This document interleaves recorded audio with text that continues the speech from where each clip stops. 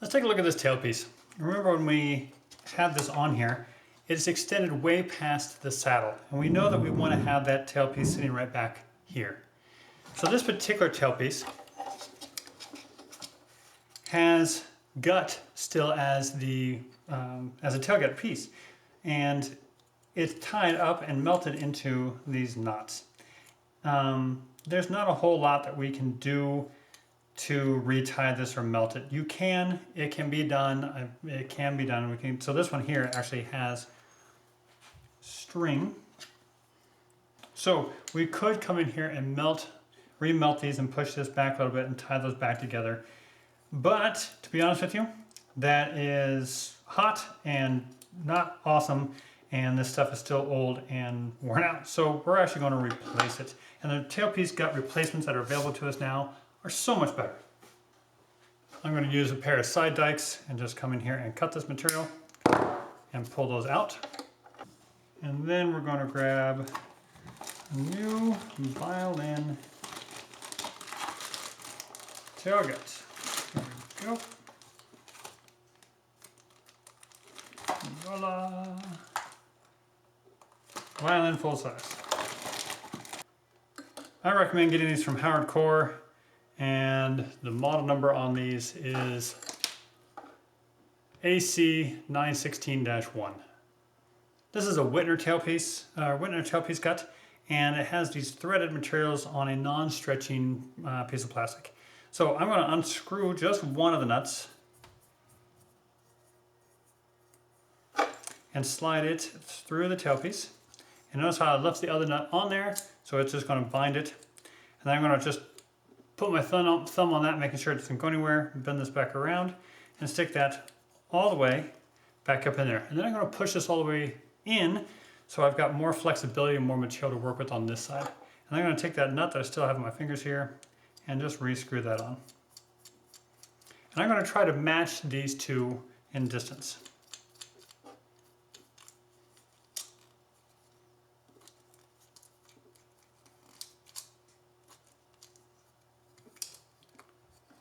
So there we've got those two matched up at about the same distance. And I'm going to just put this around my end button, squeeze it, because this is still really stiff, so I'm going to squeeze this up pretty tight here.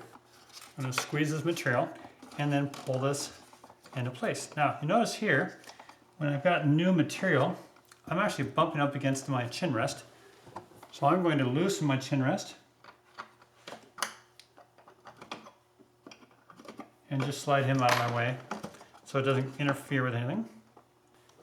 Now you can see that the edge of this tailpiece is sitting just past center on this. So I actually want this to come back this direction just a widget more, not much. So this is as easy as pushing these back in, and I'm going to adjust both of these. I'm going to go about one, and that was both about half a turn, because remember, when I adjust one, it's shortening it, but when I adjust the other, it's shortening that strap by 2 times.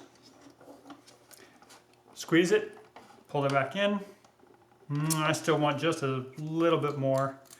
I'm going to go about the same much, about half a turn on each one.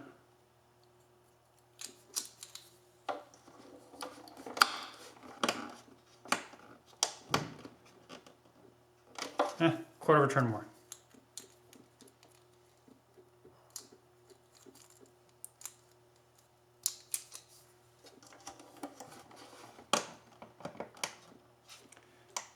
That's what we're talking about. When I put pressure on this, the edge of that tailpiece is coming down about half in the center of the saddle. And that's about where I want it. Changing tail guts is just that easy. It's a matter of having the right part and then just replacing it. Really, if you've got any of these that are too long, it's no big deal. The exact same process happens on violin, viola, cello, and most basses. Bass will have occasionally a steel cable, and on the end of those cables, oftentimes you're going to have a pressure fit clamp. So it's just a big piece of aluminum that somebody has smashed down to grab a hold of that cable so it doesn't slide back and forth. And that's shoved in underneath the tailpiece on a bass. Those can be adjusted, but oftentimes they don't need to be unless they were put on there wrong. I just changed one the other day that the tailpiece was way high, simply because whoever smashed that thing into place, frankly, had no idea what they were doing and put it on the wrong place. So we needed to cut that cable off and just replace the entire tailgut. And they're fairly inexpensive.